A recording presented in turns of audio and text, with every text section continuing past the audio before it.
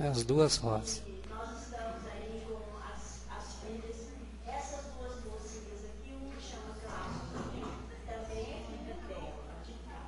A outra é a Marleninha, que também é filha dela. Tem ali a Leonir, que levanta a mão, também é filha dela. E tem as Zorais, levanta a mão, cheia de Zorais. E o rapaz não veio? Os dois rapazes. Dois rapazes não vieram. É. Pois é, E tem o Jatir também. mas importando uma cerveja pra gente, a senhora viu? Não, porque eles com certeza não puderam. Então nós vamos iniciar agora. E hoje, quem vai fazer a exposição para nós é a Marleninha e a Cláudia, sobre a vida da sua mãezinha Rita. E o Antônio Carlos, ele sabe, é aquele tenor que nós já conhecemos, amamos e ficamos aguardando chegar.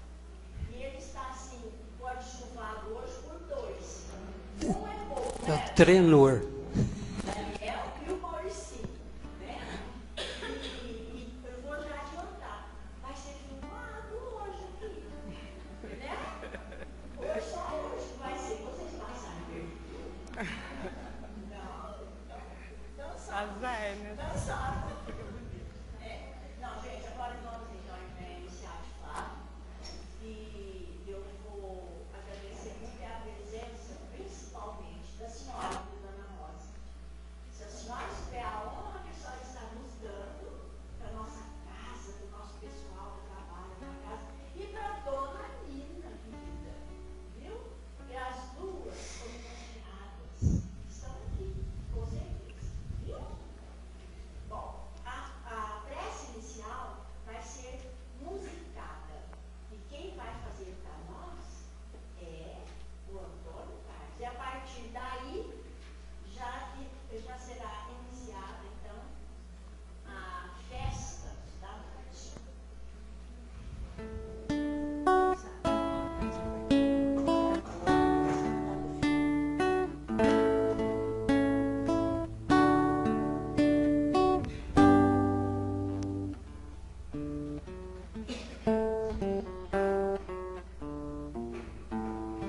Pai nosso que estais no céu,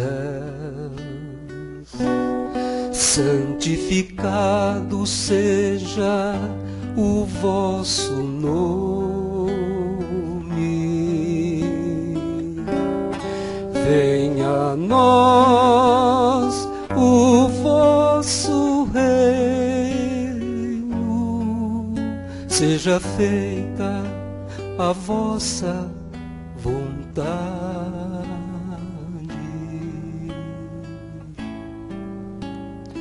assim na terra como no céu. O pão nosso de cada dia nos dai hoje.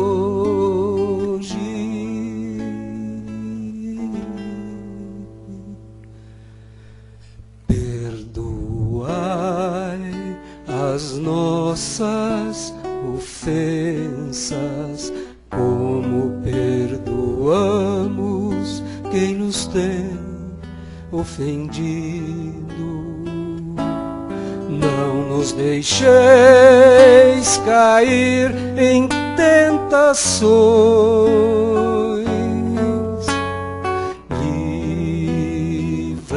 livrai-nos do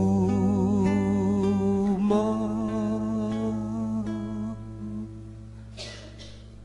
Que assim seja.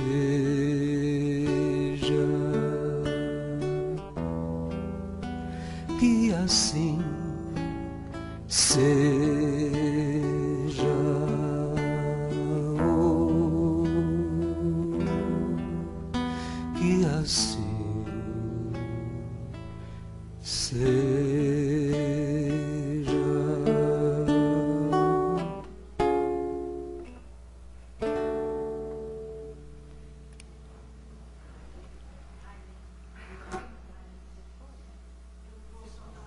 mandaram metade embora.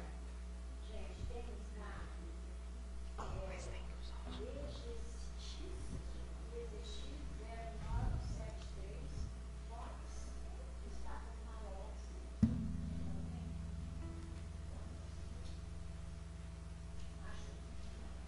Obrigada, desculpa. Boa noite a todos.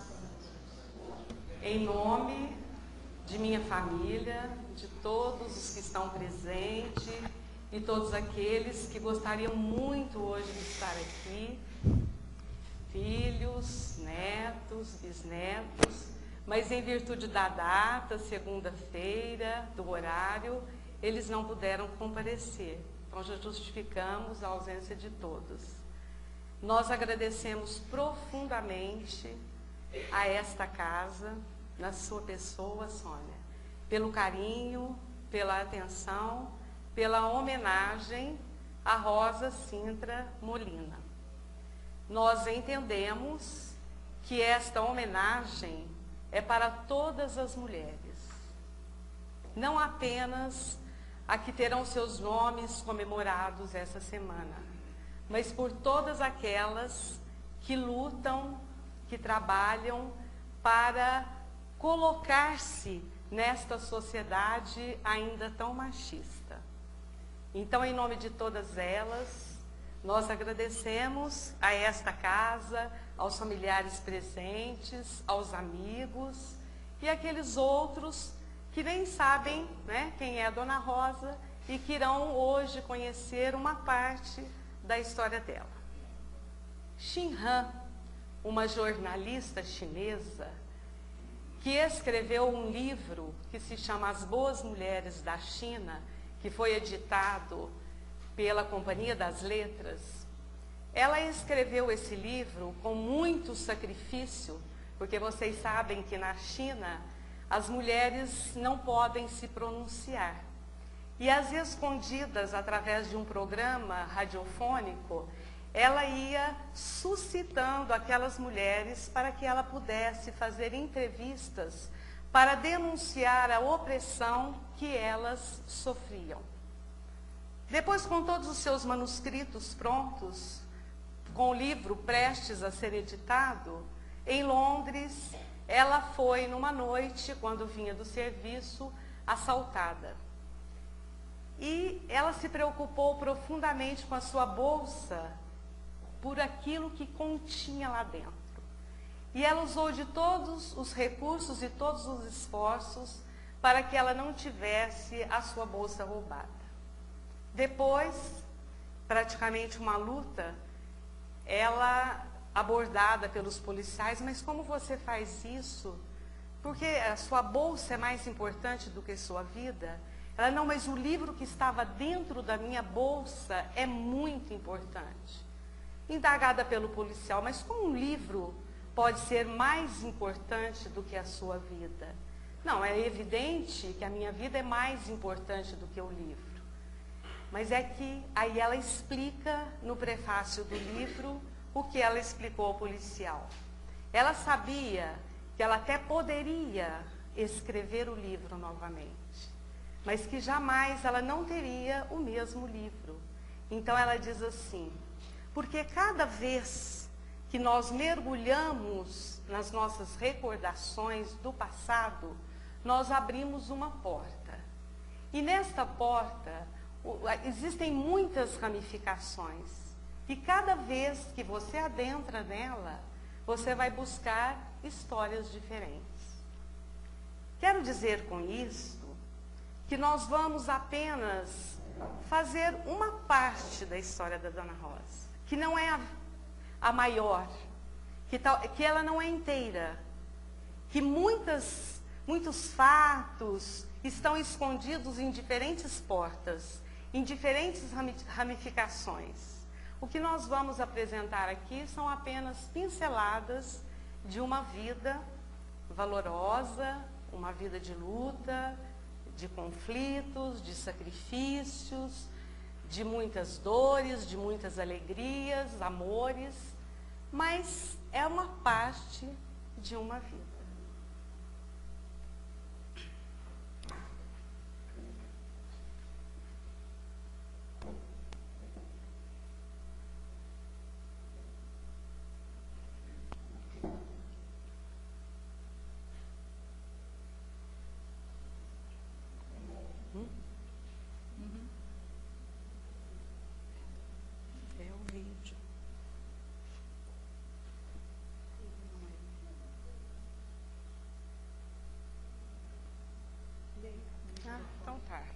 Aí você tem que voltar, então. Então, eu vou ler. Não que vocês não saibam, só para facilitar. Tá certo. Rosa Sintra Molina, História aos Pedaços.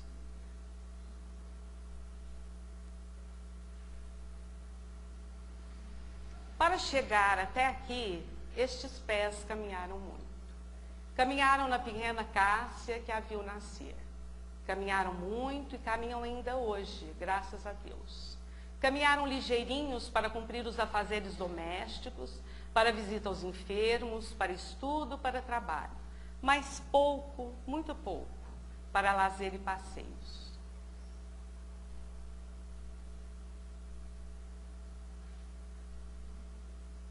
Este rosto nem sempre foi assim. Mas seu olhar sempre foi seguro. Sua fé sempre a sustentou. Seus problemas, suas dificuldades sempre foram resolvidos através da oração.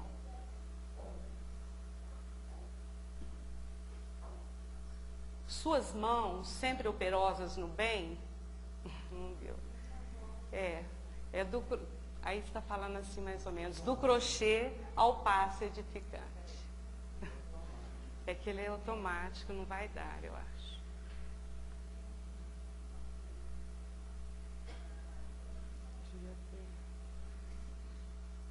Suas mãos sempre operosas no bem, do crochê, as mãos estendidas para o passe. Para o passe amigo, né?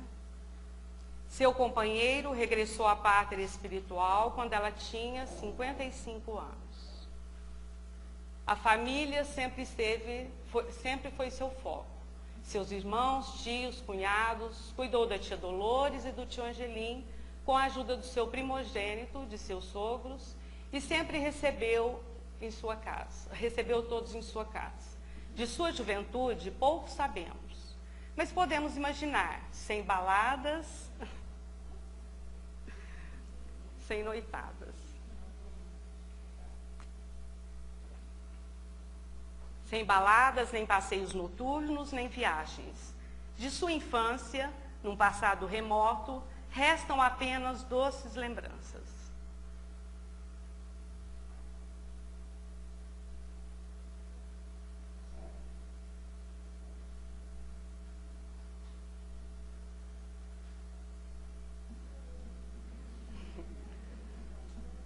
Vocês acham que são muitos filhos? Ledo engano, ainda faltavam 2. Casou-se aos 17 anos e, pouco a pouco, surgiu mais um capítulo de sua história. Edson, Zoraide, Leonides, Claricindo, Osmil, Rosa e Marlene. Na sequência vieram os netos. Rose, Renata, eu tenho que ler depressa. Gislaine, Viviane, Raquel, Rodrigo, Marcelo, Milena, Esther, Nara, Luciana, Robson, Thiago, Thaisa, Daniela, Eduardo, Fernando e Tarsi. Estes tornaram-se personagens de aventuras, diversão, preocupação constante, dedicação, afeto e muita dor de cabeça, né, dona Rosa?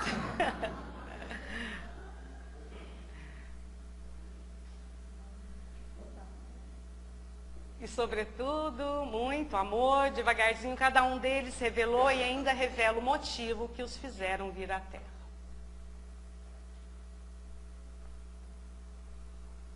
Faltam os bisnetos, não vai dar para pôr. Os bisnetos compõem um capítulo à parte dessa história. Capítulo recheado de interatividade e emoção. Sempre muita emoção.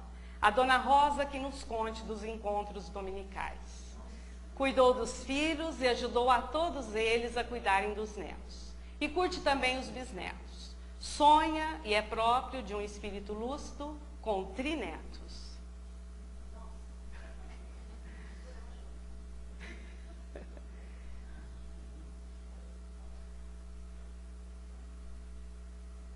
Ela segue seu caminho rumo à sua evolução espiritual.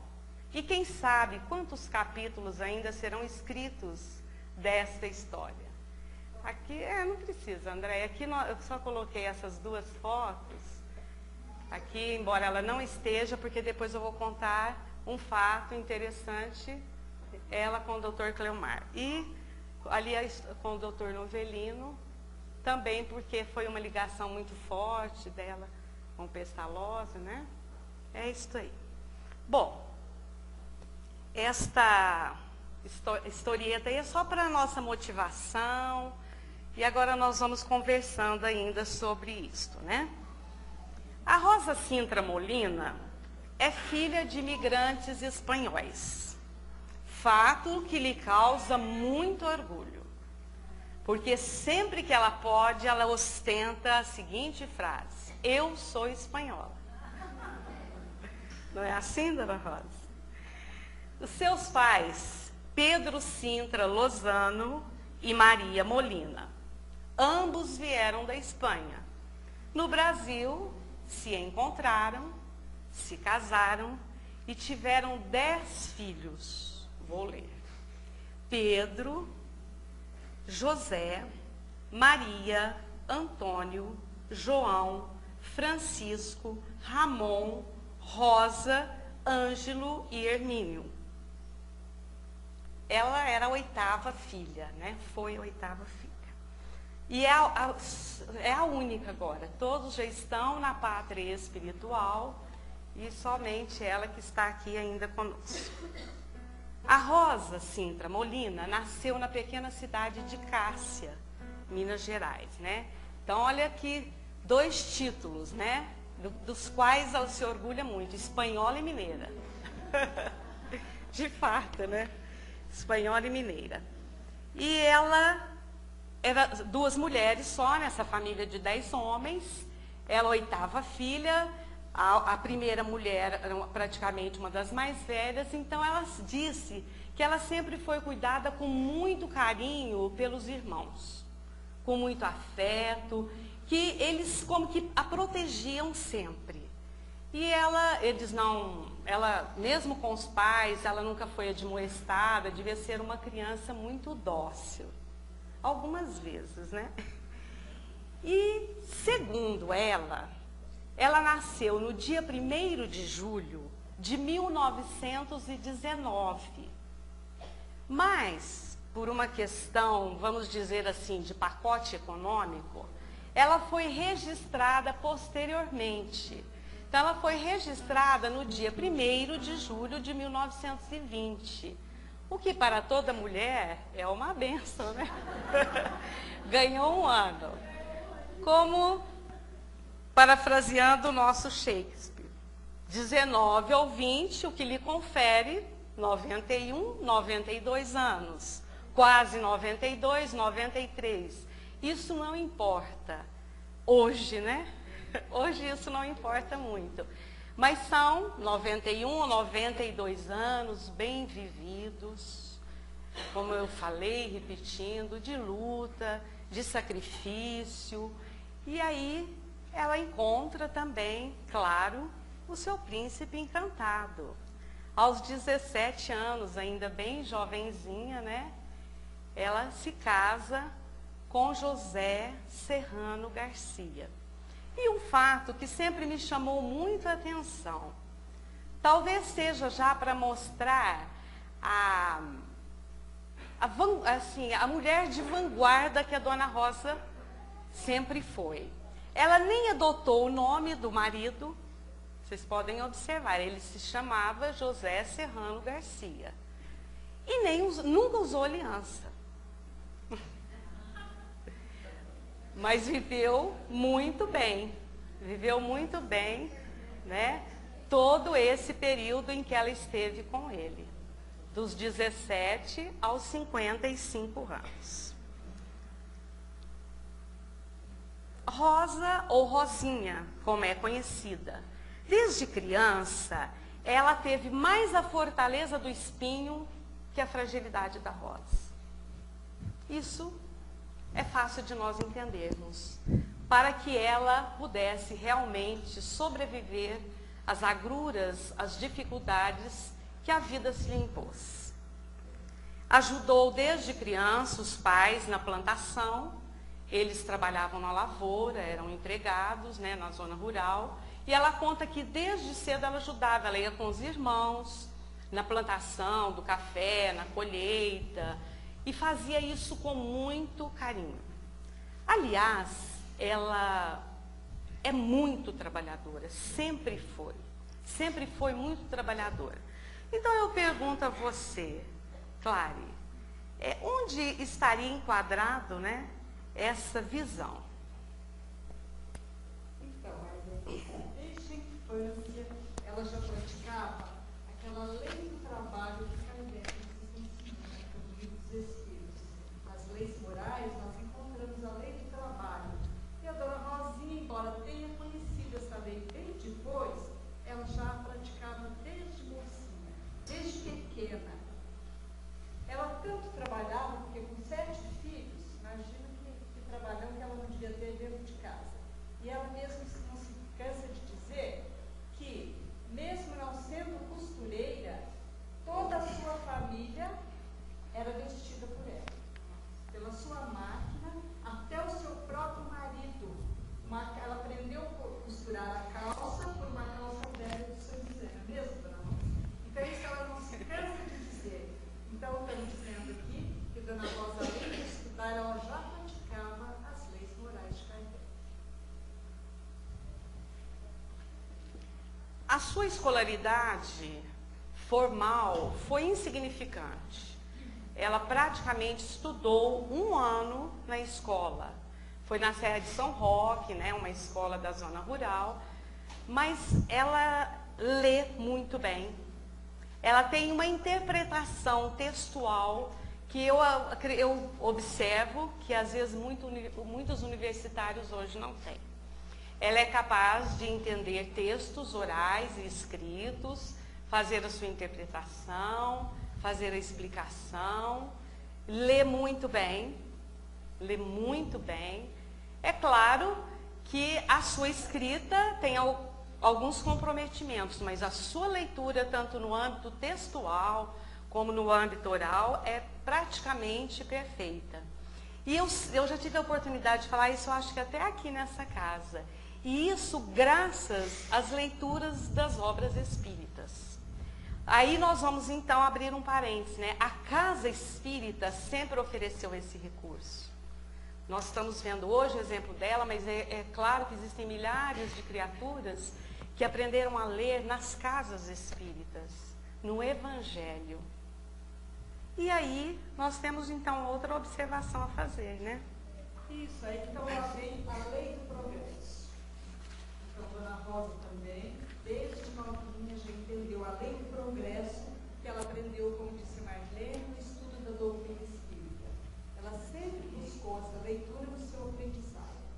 Agora, com a visão dela já estão tanto comprometida para essa leitura, ela se ressente às vezes, fica um pouco triste, mas ela encontrou na televisão, no programa Mundo Maior, a solução. Então ela consegue ver os programas com todos os ensinamentos que a doutrina nos oferece através da televisão.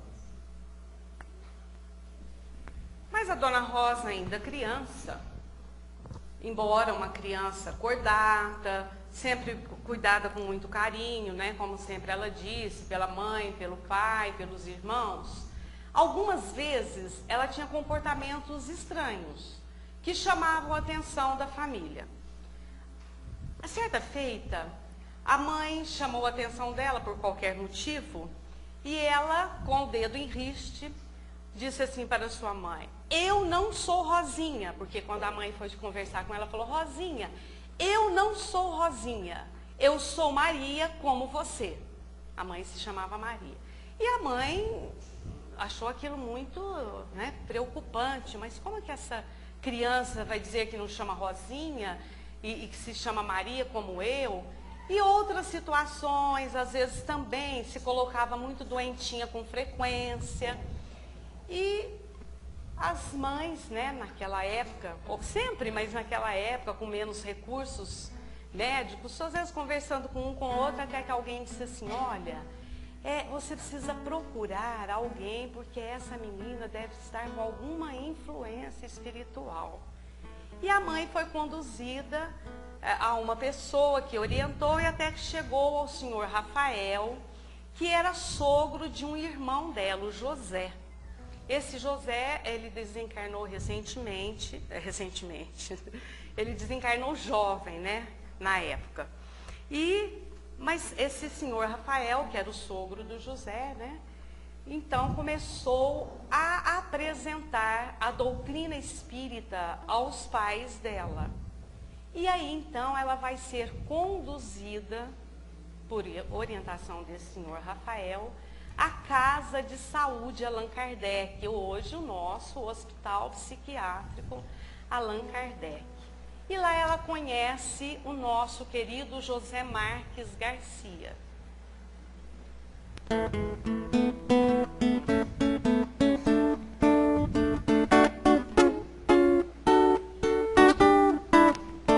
Esse hino é uma saudação a José Marques Garcia, canto de fé e energia nos acordes da oração.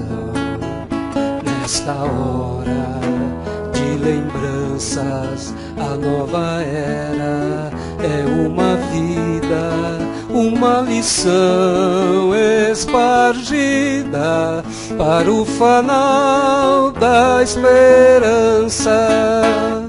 Franca sente sua história no ensino de uma virtude, pois a Casa de Saúde mostra Jesus numa glória. Marques Garcia foi forte no ideal do espiritismo. Nos versos desse idealismo teve uma sua sorte. Esse hino é uma saudação a José Marques Garcia, canto de fé e energia nos acordes da oração. Nesta hora de lembranças, a nova era é uma vida, uma lição espargida para o fanal da esperança.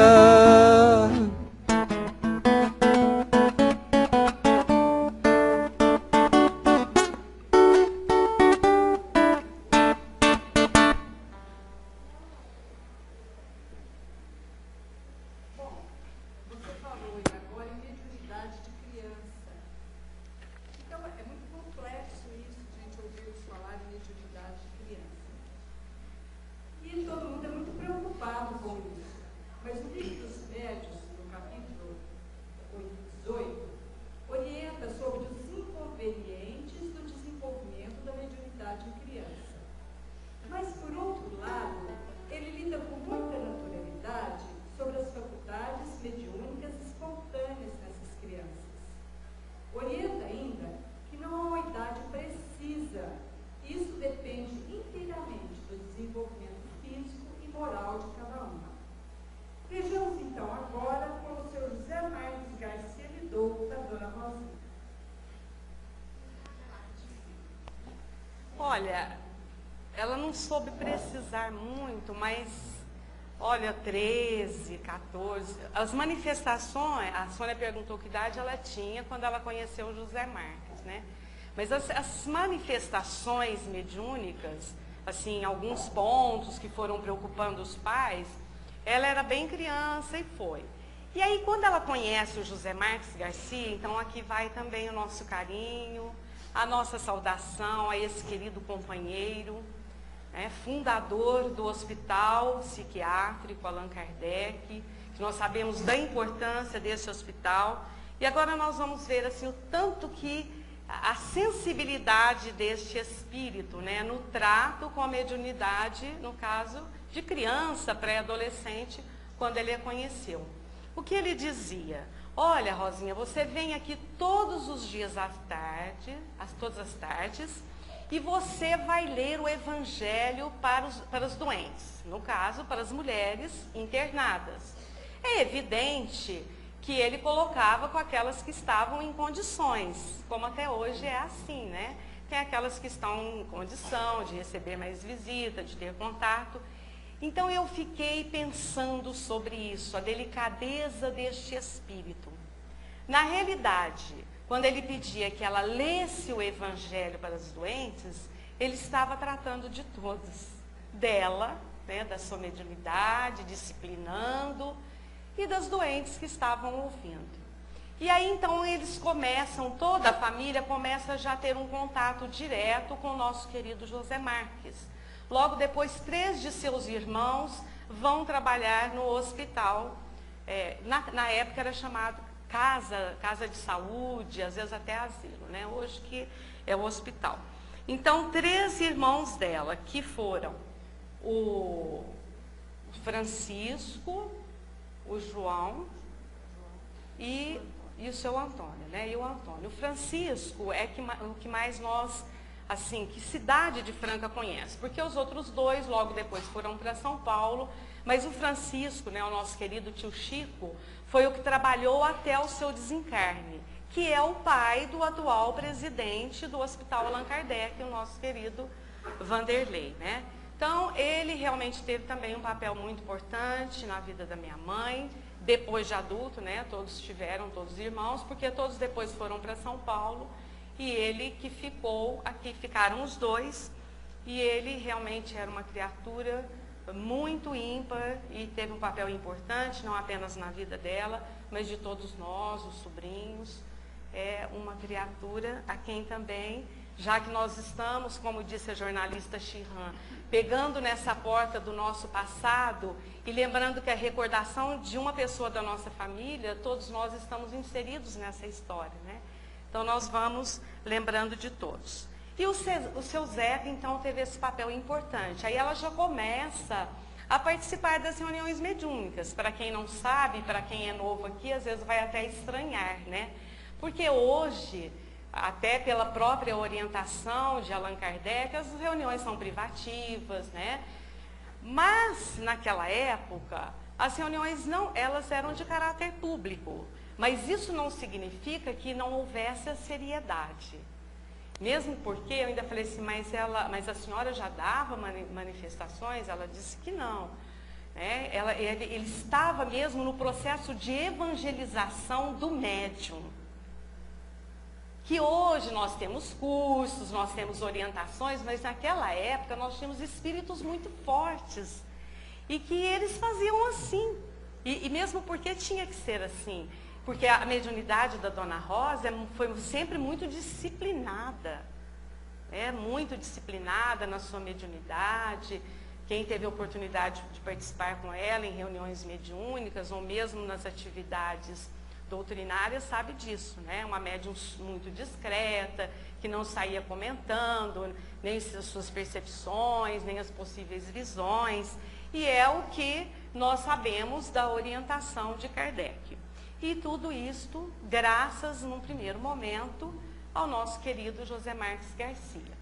E aí, ela também ela entra em contato com João Marcelino, que é o fundador do Grupo Espírita Luz e Amor. Ela morava perto da casa dele, né? Passou a morar perto da casa dele, que era ali toda na proximidade, perto do Hospital Allan Kardec, onde era antigamente o Grupo Espírita Luz e Amor. Morava o João Marcelino, que depois ele fundou o Luz e Amor, era uma casinha ali perto. E um outro espírito forte também, que ajudou a Dona Rosa, já na disciplina da mediunidade e na orientação dos trabalhos. Então ela passa a trabalhar na seara espírita com mais assiduidade. Casou, mas continuou no trabalho. E aí nós perguntamos para ela, mas o seu marido não colocava obstáculos, né?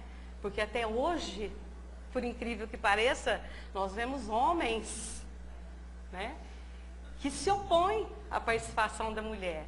E ela disse não, ele nunca opôs obstáculo, E aí já vai, assim, das minhas deduções, das minhas irmãs, porque ela sabia também se impor e porque ela demonstrava muito bem o que ela queria. Ela sabia muito bem a que veio na Terra. Ela sabia muito bem que ela não tinha vindo apenas para ser uma mulher que estava restrita aos muros da sua casa. Que nós sabemos que tudo isso é muito importante, a criação dos filhos, mas que ela queria transpor também essa porta. E ela conseguiu fazer muito bem isso, né? Sem, em momento algum, menosprezar ou desfazer das suas atividades e das suas responsabilidades. Como disse ainda minha irmã, ela sempre fez tudo, não tinha ajudantes, né?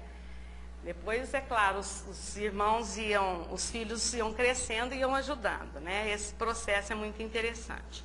Com os filhos criança, ela sempre os encaminhou para a evangelização.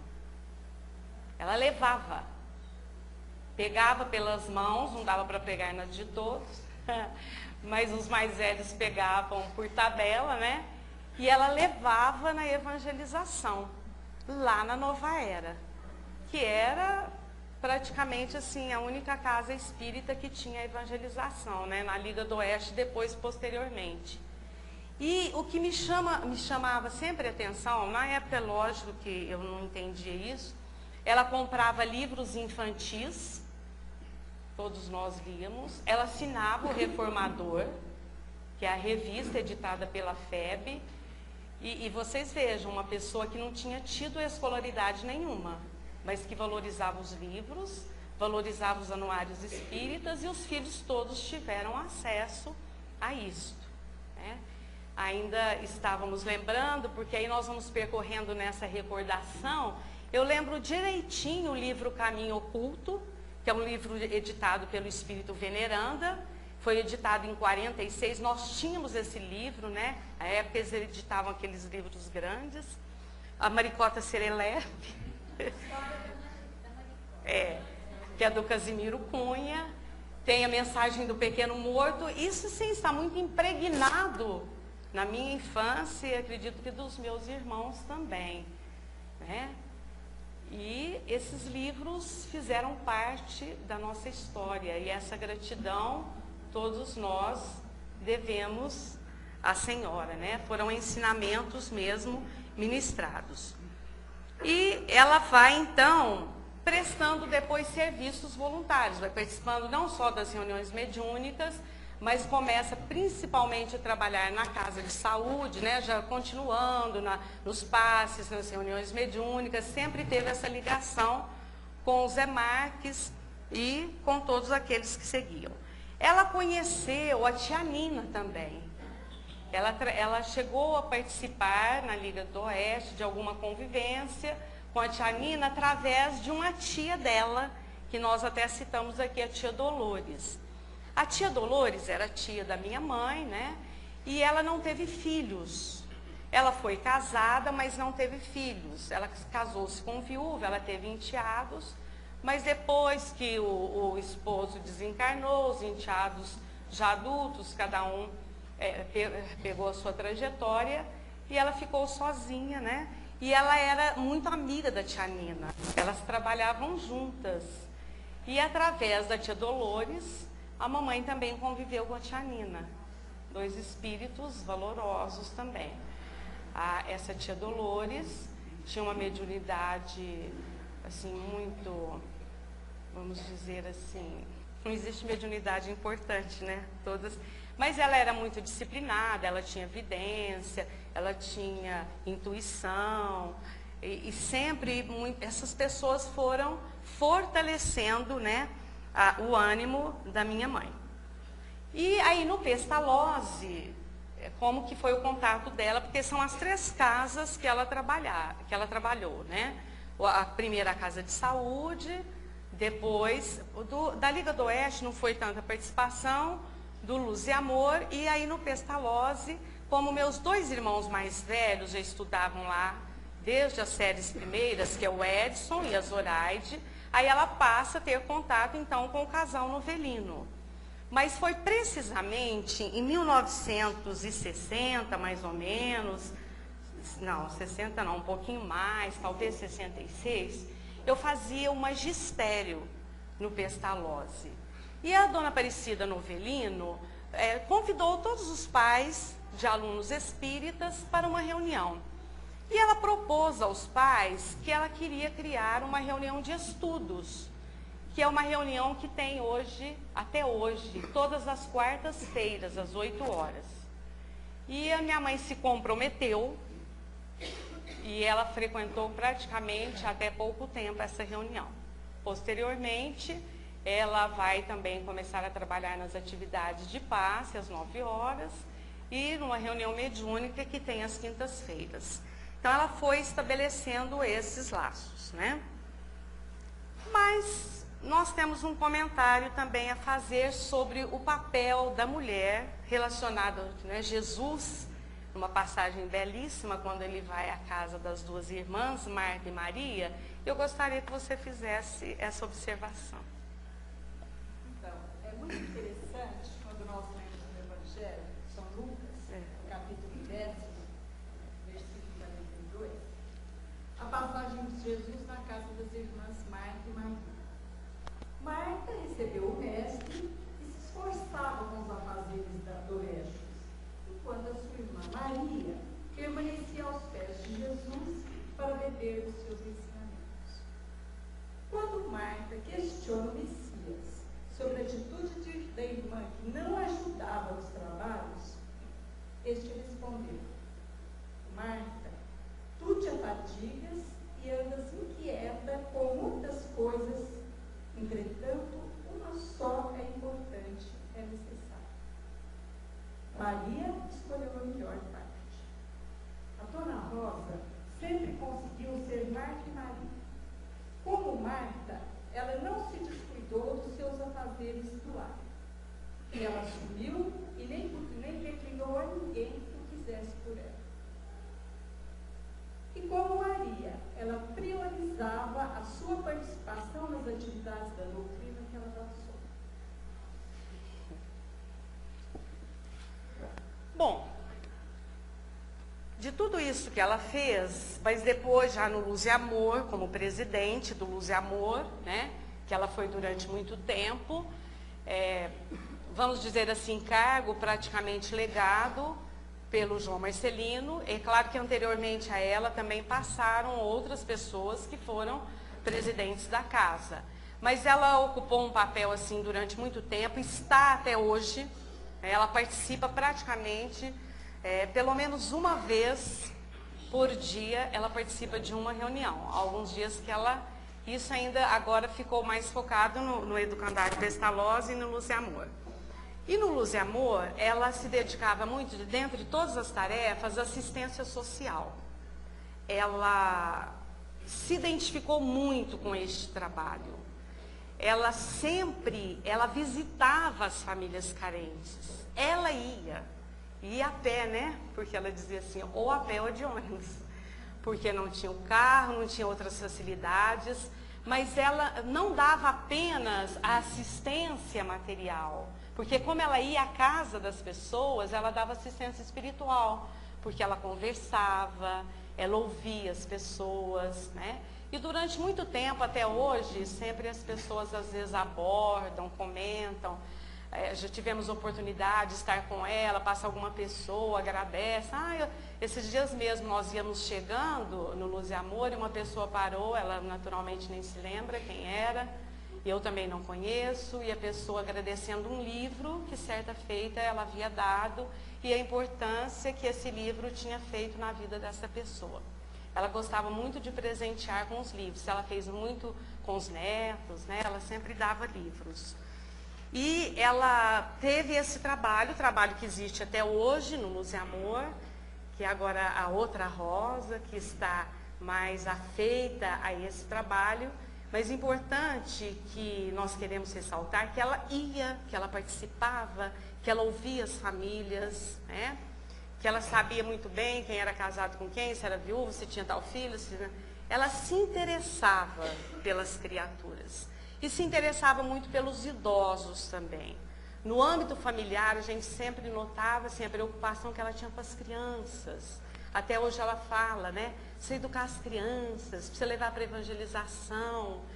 E então eu quero dizer hoje, dona Rosa, que a sua família tem também, lógico, os problemas, as dificuldades, mas pode ter certeza que essas raízes, que essas sementes ficaram.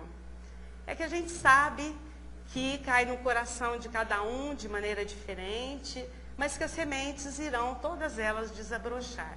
Que em algum momento das nossas vidas, nós vamos nos lembrar disso, né? Ela cuidou, agora bem no âmbito familiar, ela cuidou dos sogros, ela cuidou do sogro e da sogra. Quando eles eram idosos, eles desencarnaram, né, sob os cuidados dela, claro, com a ajuda de outros familiares, mas sobre os cuidados dela. Ela cuidou dessa tia Dolores, que, né, como o marido tinha desencarnado, ela não teve filhos, ela levou para a casa dela. Né? Já tinha cuidado dos sogros, depois levou a tia. Agora, recentemente, há 5 anos atrás, desencarnou um outro irmão, o Ângelo. Eles moravam em São Paulo e esse irmão ficou praticamente sozinho, porque ele era solteiro, junto com a Maria, que também era solteira. E eles tinham um projeto de vida, que quando eles estivessem mais velhos, eles iriam para um abrigo de idosos. Mas quando a tia Maria, que era irmã dela, desencarnou, ela não admitia, em hipótese alguma, o irmão dela ficar nesse abrigo, sendo que ele podia vir para cá, ela cuidar dele, e assim ela fez, né? Dando o seu testemunho. E eu vi, isso não foi ela que me falou, né? Então, eu adentrei nessa porta do passado, não pelas recordações dela, mas de outras pessoas com as quais ela conviveu e que tiveram oportunidade de falar, que ela tinha muita atenção pelas viúvas, pelas mulheres que se enviuvavam. Quando era, às vezes não era nem tanto do âmbito familiar, mas ela depois se fazia íntima e ajudava no anonimato. Porque isto eu só fiquei sabendo depois. Por outras pessoas que me permitam omitir os nomes, exatamente porque se ela assim quis, eu acho que nós temos que continuar, né? Ela sempre foi muito austera, até hoje, é disciplinada, é exigente, todos os filhos andam na corda bamba até hoje, né, Claricinda? Todas nós aqui estamos correndo o risco de levar um puxão de orelha depois, mas tudo bem. E os genros também. Os genros? Os genros também, né, Tony? Mas é muito querida por todos nós. Os frequentadores do centro também, mas ela é exigente também consigo mesma, né? Como mulher, ela nunca foi vaidosa. Nós, se aprendemos a passar batom, a usar brinco, a usar anel, pode ter certeza que não foi com ela. Porque ela nunca usou nem aliança, né? Igual eu falei, ela nunca usou um anel, um brinco, nunca arrumou cabelo, nunca passou uma maquiagem, nada, nem um pó de arroz no rosto, né? Crê-me agora que os netos começaram a dar, agora não, né? De uns tempos para cá, e nós começamos a passar a revelia dela. E ela está aí, né? Mas um fato também muito marcante, que até uma sobrinha pediu que eu lembrasse bem, a Raquel, ó, não está presente aqui, que ela agregou a família. Ela teve este dom. Mesmo altera, disciplinada, todos nós, ou quase todos nós, sempre estamos com ela, principalmente aos domingos.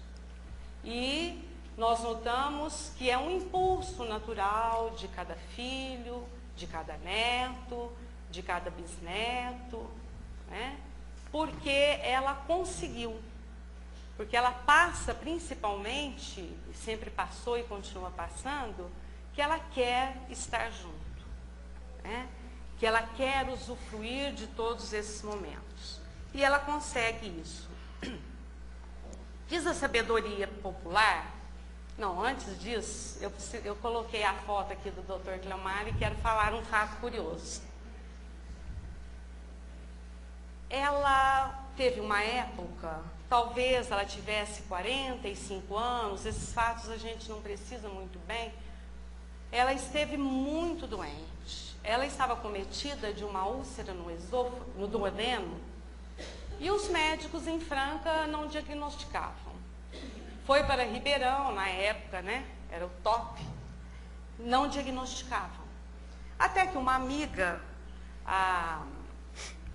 como que chama? Anica. Eu não sei o nome dela, Anica Graneiro, só sei o apelido. O Eurípides Graneiro, chegaram até ela e falaram: olha, dona Rosa, tem um médico em Rifaina que ele está fazendo coisas muito interessantes. Ele é um ótimo médico, ele está descobrindo doenças que as pessoas não descobrem. Ele se chama Dr. Cleomar. A senhora não gostaria que nós a levássemos até lá? E ela, claro, né? A úlcera havia tampado todo o seu duodeno, até a água que ela bebia já não estava parando mais no seu estômago. Para vocês terem ideia, ela estava pesando aproximadamente uns 35 quilos. E meu pai, na época, questionou: imagina, em Rifaina, que médico será esse, né? Já fomos até Ribeirão. Mas ela insistiu. E Mas eles levaram. Sacramento? Não, Rifaina. E o doutor Cleomar, sem nenhum exame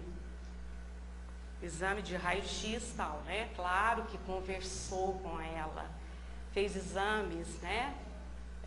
Tocou e falou assim: olha, dona Rosa, a senhora está com uma úlcera no duodeno, mas eu quero que a senhora procure o doutor Joaquim lá em Franca, porque aqui eu não tenho recursos e tal. Resumindo a história, era isso mesmo, né? E ela foi operada e o doutor Joaquim, porque ela já tinha passado por ele, falou: esse médico precisa estar aqui comigo. E convidou o doutor Cleomar para trabalhar. Daí que eles criaram o Hospital São Joaquim, né? E a história vai. Então, eu mesma tive a oportunidade de estar com a minha mãe, encontrar com o doutor Cleomar. Ele dizia assim: foi por causa dela que eu vim para Franca. E ela dizia para ele: é por causa de você que eu continuo até hoje aqui. Então, é uma gratidão recíproca e é um espírito também a quem nós elevamos a nossa gratidão, porque sempre tivemos essa gratidão por ele, né? E ela principalmente. E esse fato aí que eu não poderia deixar de falar. E terminando então, diz a sabedoria popular que a criatura, para conseguir a sua plenitude, precisa de plantar uma árvore, ter filhos e escrever um livro. A dona Rosa fez os três. Ela plantou árvores e muitas flores. E todas elas floresciam com vigor, principalmente as suas malvas, que eu acho que todos os amigos já receberam. Teve filhos, teve bisnetos, teve netos, bisnetos. E escreve ainda o livro da sua vida, que não será publicado, mas que está na alma de todos aqueles que convivem e conviveram com você. E que todos os dias nós podemos fazer essa leitura. Que Jesus abençoe e ilumine sempre. A nossa gratidão pela coragem de romper com os padrões impostos pela sociedade machista e transpor os muros de sua casa para trabalhar pela doutrina espírita. Que o mentor espiritual do Grupo Espírita Luz e Amor, o nosso querido João Marcelino, a abençoe. Que você continue espalhando as suas rosas. Com a tarefa de servir Jesus, João Marcelino fundou Luz e Amor. E nas alturas foi buscar o aval de nosso Senhor. E nas alturas foi buscar o aval de nosso Senhor. Aqui na terra a semente germinou farol de luz e amor. E com trabalho, amor e amizade, nosso lema logo se formou. E com trabalho, amor e amizade, nosso lema logo se formou. E trabalhando com emoção, sentindo a alegria de servir, com amor no coração e amizade, o mundo fica cada vez mais unido. Glória, glória a Jesus, aqui estamos na seara do Senhor, divulgando a doutrina de luz. Glória, glória a Jesus, agradecemos ao Senhor eternamente pelo trabalho que nos foi oferecido. Glória, glória a Jesus.